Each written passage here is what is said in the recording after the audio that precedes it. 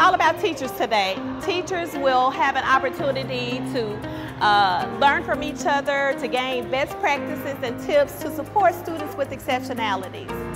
It's an event for teachers, designed by teachers, hosted by Exceptional Education. Having these events and workshops for the district is super important. Why it's so important? Because we want to elevate and we want to make sure that teachers have mentors and teachers depend on each other.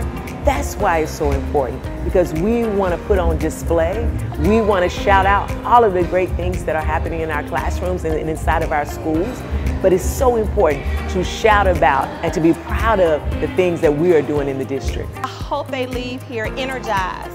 I hope Tuesday morning when they walk in the door, they're ready to share some of their best practices that they learned today. I hope they leave here ready to continue to move the students with exceptionalities to higher levels of achievement and accountability.